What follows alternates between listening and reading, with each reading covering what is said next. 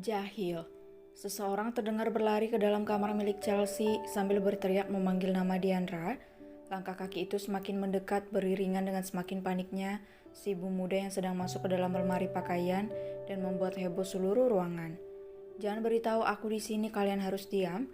Jangan bilang-bilang ya," bisik Diandra sambil merangkak masuk ke dalam lemari dalam kamar Chelsea.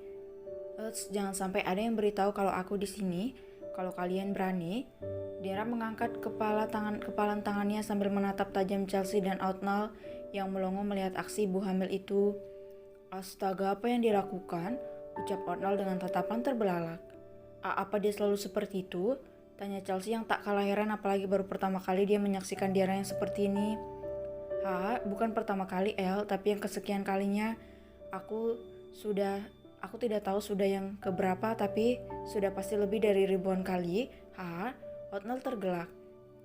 Sepertinya si bumil itu beraksi lagi pagi tadi atau mungkin entahlah. Ribuan kali?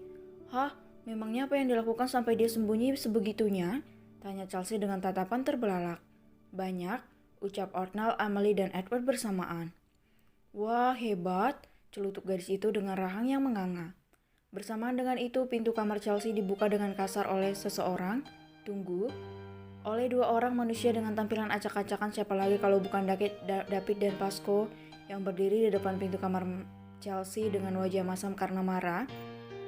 Rambut mereka seperti es lilin yang diikat tinggi ke atas dengan karet warna-warni, persis seperti rambut air mancur berwarna pelangi.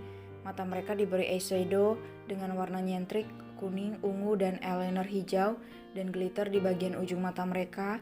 Apakah mereka sedang parodi menjadi ondel-ondel? "Jangan lupakan pipi merah merona." "Tunggu, ini bukan sekedar merah merona tetapi merah persis seperti buah tomat yang sudah matang dengan sempurna." Dan detail di bagian hidung mereka dengan bintik-bintik hitam, bulu mata yang lentik karena diberi maskara, bibir yang terlihat seksi karena dibentuk menyerupai bentuk hati dan diberi warna merah muda dengan gradiasi warna. Jangan lupakan alisnya. "Tunggu, alis? Mereka tidak punya alis?" Seketika ruangan itu menjadi penuh dengan tawa ketika melihat penampilan mengerikan dari kedua pria yang sudah jadi bapak-bapak komplek itu. Bisa-bisanya mereka bangun di pagi dengan penampilan badut itu, dan alis mereka hilang setengah. Apa yang terjadi pada kalian? Apa kalian baru saja mengikuti passion show atau semacamnya? Kenapa kalian mencukur alis kalian? Buah, Outnall tertawa terbahak-bahak melihat apa yang terjadi pada kedua temannya.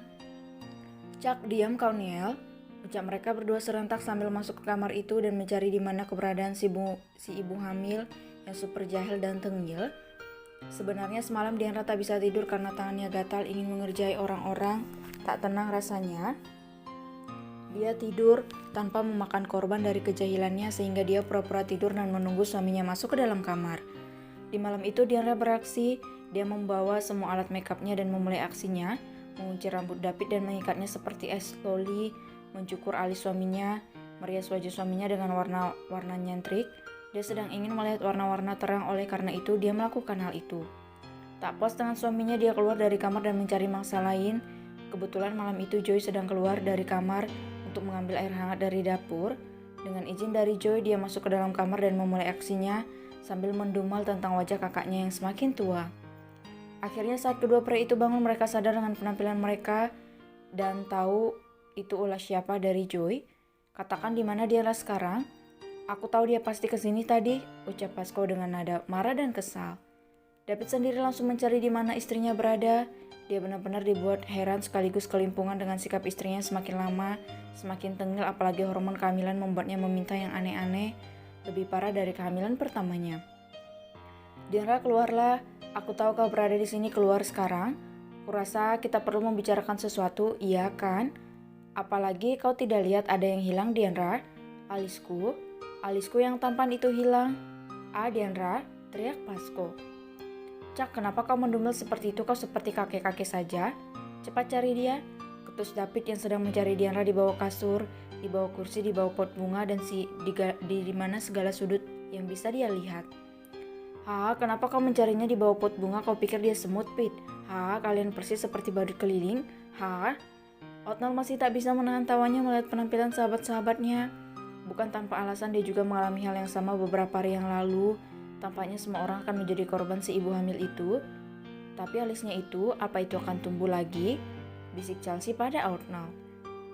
Oh iya, itu kan susah tumbuhnya, ucap Neil dengan keras dan sengaja untuk membuat kedua orang itu semakin panik. Chelsea, apa alis tidak akan tumbuh lagi kalau sudah dicukur?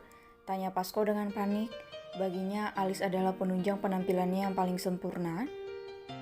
Biasanya akan lama sih, terkadang tidak tumbuh lagi, jawab Chelsea dengan nada pelan. Matilah aku, teriak Pasco lagi dengan dramanya. Peletak, David menepuk kepala Pasco dengan wajah kesal, karena sejak tadi pria itu merengek soal penampilannya tetapi tidak juga mencari keberadaan dalam dari semua kejadian itu. Kenapa kau memukulku, David? Ketus Pasco sambil mengusap-usap kepalanya yang sakit karena ulah David.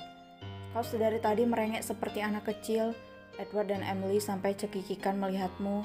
Kurasa Jacob akan malu melihat papanya bertingkah seperti anak kecil saat ini. Cepat bantu aku mencari Diandra. Dia sedang hamil, aku takut dia kenapa-napa. Ketus David. Ini semua karena ulah istrimu, gerutu Pasco. Pria itu benar-benar berbeda dengan dia yang semalam mencekik leher Monica dan melemparkan tatapan pembunuh pada wanita itu. Tampaknya dia begitu menikmati kehidupan normalnya yang penuh dengan drama seperti saat ini. Peletak. Sekali lagi pukulan kuat mendarat di bahu ayah satu anak itu. Dia juga adikmu kakak ipar. Kalian sama konyolnya. Cak, cepat bantu aku mencarinya. Dia bisa saja tertidur entah di mana dan masuk angin. Itu akan bahaya untuk kandungannya dan juga untuk dirinya, ucap David. Hais, apa kau harus memukulku lagi? Kau pikir tidak sakit? Gerutu Pasco sambil mengusap-usap kepala dan bahunya dengan wajah masam karena ulah adik iparnya sendiri. Chelsea benar-benar terkejut dengan pemandangan baru ini. Memang akhir-akhir ini dia cukup dekat dengan keluarga besar itu. Namun baru hari ini dia melihat sifat baru dari kedua pria yang selalu dia lihat tampil bersahaja dan penuh dengan karisma yang tak disangka-sangka ternyata memiliki sifat tengil seperti ini. Kau terkejut kan? Bisik Otnal yang duduk sambil menggendong Edward sedangkan Emily di pangkuan Chelsea. Aku benar-benar terkejut melihat ini. Aku tak menyangka mereka memiliki kepribadian yang benar-benar berbeda. Mereka, wah ini benar-benar sebuah kejutan, ucap Chelsea. Kau sampai sekaget itu, biasakan dirimu mulai sekarang. Apalagi teman kami yang lain akan pulang, suasana akan lebih riuh dari ini. Belum lagi Diandra sedang hamil, dia pasti akan membuat kekacauan yang tak pernah kita bayangkan.